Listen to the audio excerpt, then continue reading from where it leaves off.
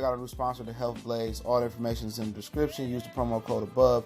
Goodfella1 Boxing at 18% off of all their natural products from deodorant, pomade, toothpaste, and much, much more. And they have additional discounts on their website as well. That's thehealthblaze.com, starting December 20th.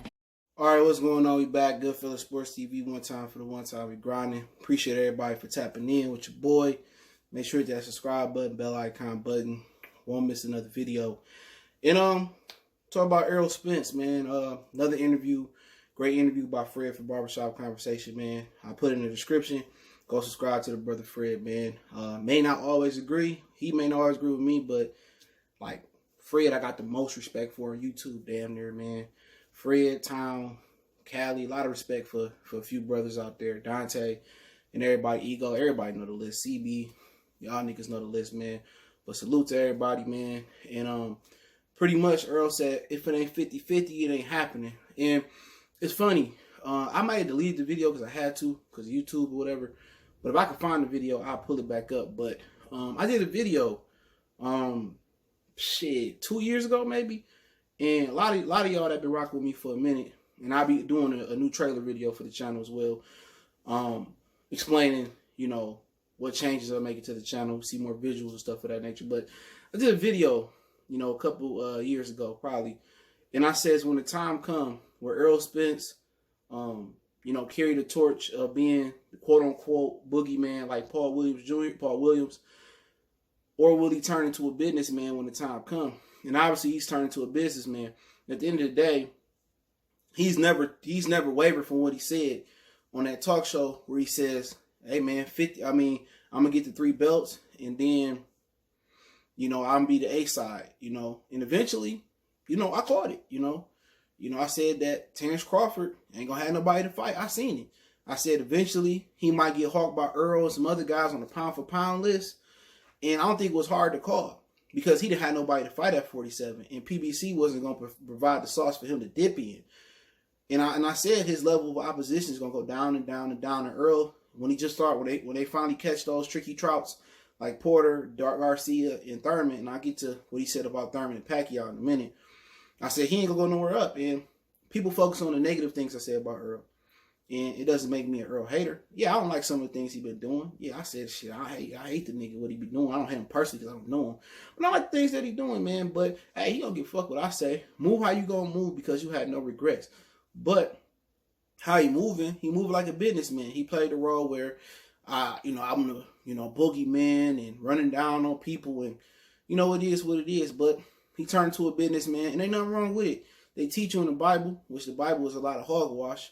But that's another conversation, probably a conversation for Patreon. But they teach you to turn the other cheek. At the end of the day, I don't have no problem with somebody that fight force or do the same thing to other fighters. But then again, you can sympathize with fighters that's going to be coming up and need an opportunity. But like I said, he said no 50-50. And pretty much Bob Arum and them, they know Crawford need to fight. And Crawford said he ain't taking the fight left it's 50-50. But if you want the fight to happen, he going to have to bow down. I hate to say it like that. He got to take less, but maybe in the media they say he got a 50-50 split or whatever situation may be. But obviously, said it before, Earl don't need Terence Crawford. He got a lot of green grass in front of him, but I ain't going to never let it go. If he don't fight Bud and it's because it's his fault, I ain't going to never let it go. Even when he go into the Hall of Fame, if I'm still breathing, ticking, I'm going to always put an asterisk by his name, like Santa Cruz, Quigg, Frampton, a lot of those guys that Doug Rigondeaux, and, y'all know how that go. But shout out to Rigondeaux for getting the win last night, but it's the most exciting fight. But that's just the way the game is, But he can go on to beat Canelo, and people would have swore he would have beat Crawford. So he in a position of power. He younger. He got less miles on him. 15 years. He started boxing. Crawford been boxing forever as a kid. So it is what it is. But he says that pretty much the plan is for early next year, the first half of next year, is to fight Keith Thurman Pacquiao winner. And if Keith Thurman get to talking that end of 2020 stuff, then he want to go into a Bud fight and then move up and wait. So think about it is he want to prioritize a Bud fight. For sure, he want Thurman and Bud or Thurman Pacquiao winner, and I'll get to them later in the next video. Right after this, he want the Thurman Pacquiao winner, then he want Bud.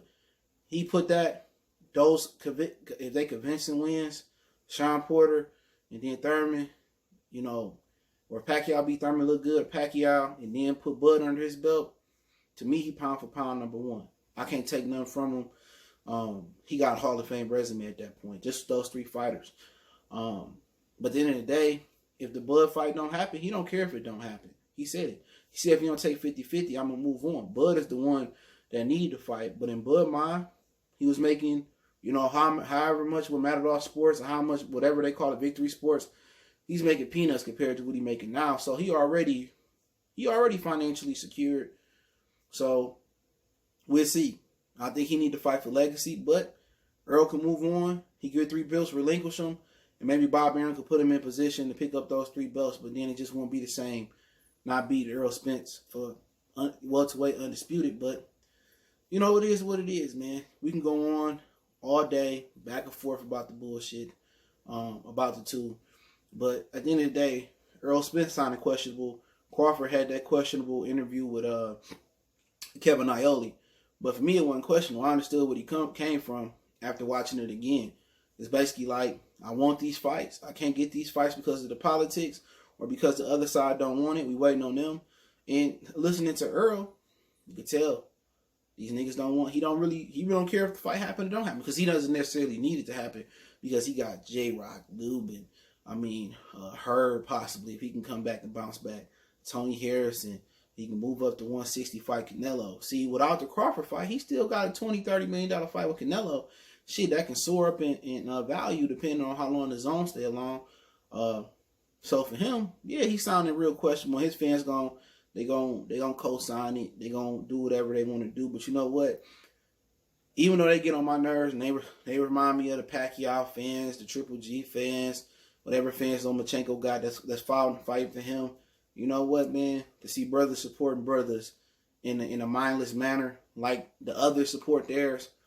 At the end of the day, I can't get mad at it. Yeah, frustrate, some of the brothers that really know boxing, but it's a whole different generation. It's like these rappers, it's cool to carry a purse. You know what I'm saying? It's like going back to it's cool to do certain things. Now, tight pants, that wasn't cool back in the day. So, maybe it's fashionable to dick ride.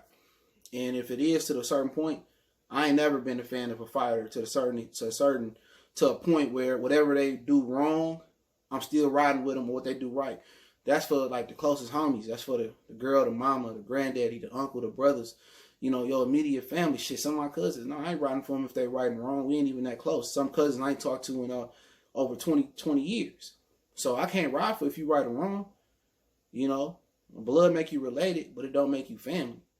So the niggas that's close around you make you family. So it ain't no boxer in the world unless my own blood, my own family, or somebody I groomed or came up with, and I got that emotional attachment with, then I'm riding for it right or wrong. That's just how I'm cut. I'm not riding for these fighters if they right or wrong.